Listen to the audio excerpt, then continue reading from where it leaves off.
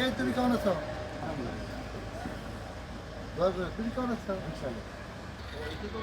আর দেশের স্বাধীনতাই চায় নাই, এই দেশটা স্বাধীন হোক এটা চায় নাই। তারা এখন দেশ পরিচালনার জন্য তারা দায়িত্ব দেয় এবং এদেশের 2 লক্ষ মা বোনের ইজ্জত তারা হনন করেছে।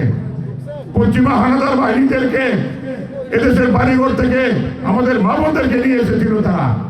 এরা তো চিন্তা না, পাকিস্তানের চিন্তা আমাদের বাড়িঘর।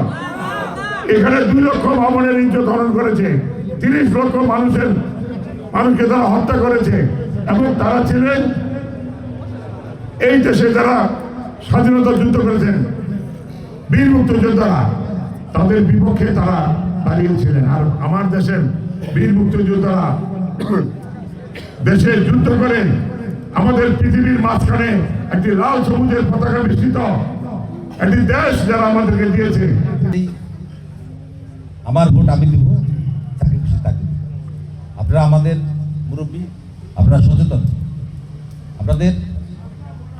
আমাদেরকে একটা কথা বলছেন আমাদের বাচ্চু ভাই, যে আমরা দেশ চাই, পরে যে কে কি করবো কি করবো এটার পরে আগে আমাদের দেশ ঠিক করবো। দেশ ঠিক করার লক্ষ্যে আমাদের মাঝখানে যে প্রার্থী আসছেন ও ভাই, আমাকে যেভাবে আপনারা ভোট দিচ্ছেন তার চেয়ে বেশি উৎসাহী হয়ে আপনারা ভোট কেন্দ্রে যাবেন, ভাইকে ভোট দিবেন। বাংলাদেশের সকল অবস্থা আপনারা জানেন। বিশেষ করে আজকে যে নির্বাচন আসছে, এই নির্বাচন আজকে এই জাতিকে এবং দেশকে মুক্ত করতে পারবে, যারই পরিপ্রেক্ষিতে আজকের এই নির্বাচন এবং আগামী 12 তারিখের নির্বাচন, এই 12 তারিখে আপনাদের ভাগ্যের উপরে ভাগ্য নির্ভর করবে। এবং আমার বয়স তো প্রায় 70-এর কাছাকাছি এসে বছর বেশি হয়েছে। আমাকে বলতে এই নাতে আমাকে রামপতিপুরের দরকার। এই সারা 3টা ইউনিয়নের ভিতরে মনে করেন জেলার মধ্যে শরীয়তপুরে এত ভালো মানুষ পাইছি, এটা বলার মতন নাম নেই। কি কইম আমরা, গরিব দরিব সবাই তার জন্য খাটতেছে। ইনশাআল্লাহ আল্লাহ রহমত বিপুল ভোটে সে পাস করিয়ে দেবে আল্লাহ রহমত।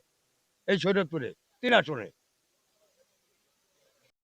ভালো মানুষ, অনেক ভালো মনের মানুষ, ফ্রি পেয়ার মানুষ।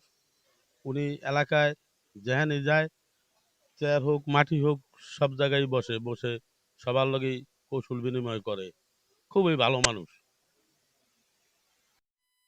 দেশের আইন শৃঙ্খলা পরিস্থিতি এখনো ইলেকশনের জন্য যথেষ্ট উপযোগী। আরো উন্নত হলে আরো উন্নত হওয়া দরকার এবং সেটা আমরা চেষ্টাও করব সবাইকে নিয়েই। আসলে বর্তমান সরকার চেষ্টা করছে একটা সুন্দর, অবাধ এবং নিরপেক্ষ সুষ্ঠু সুন্দর নির্বাচন করার জন্য। আর সেকেন্ড হলো আপনারা বললেন যে যে পোস্টাল ভোটার পাওয়া গেছে, এটা খুবই দুঃখজনক এবং এটা আসলে নির্বাচনের প্রথম দিকে এই ধরনের ঘটনা ঘটলে ভোটাররা এটা নিয়ে সন্দেহের চোখে দেখে। আর এটা কিভাবে হলো এটা আমি বর্তমান যারা চিফ নির্বাচন কমিশনার তাকে অনুরোধ করব এটা তদন্ত করে খুঁজে বের করার জন্য। অনেক ভালো, এখানে সবাই আমরা মিলেমিশে আছি। এটা শরীয়তপুর আমার পরিবার, আমি প্রত্যেকটা জায়গায় বলি আমার পরিবারের মধ্যে কোথাও কোনো হিংসা নাই, অশান্তি নাই। এখন সবাই শান্তিতে আমরা আছি, সবাইকে নিয়ে আনন্দিত অবস্থায় আছি। আর যে কথা বললেন নির্বাচনের আগে বারবার এই প্রশ্নগুলা সাংবাদিক ভাইয়েরা বন্ধুরা করেন, আসলে এটি স্বাভাবিক। এটা প্রত্যেক এলাকায় তার প্রার্থীকে বলে যে আপনারা প্রশ্ন করেন যে আপনার নির্বাচনী প্রতিশ্রুতি কি। আসলে নির্বাচনের প্রতিশ্রুতি কেন দিব? আমি আসছি জনগণের জন্য কাজ করার জন্য। আমাদের প্রিয় নেতা জনাব তারেক রহমান সাহেব, দেখবেন উনি কিন্তু বলছে আই হ্যাভ এ প্ল্যান, কিন্তু কোনো প্রতিশ্রুতি কিন্তু উনি দেন নাই। আমাদের যে 31 দফা আছে, 31 দফার মধ্যে বাংলাদেশকে একটি আধুনিক এবং উন্নত রাষ্ট্র তৈরি করার জন্য যেই কাজটা দরকার, ব্যবস্থাপনা দরকার, তারেক রহমান সাহেবের প্ল্যানের মধ্যে ওই ব্যবস্থাপনা আছে। সবাইকে ধন্যবাদ।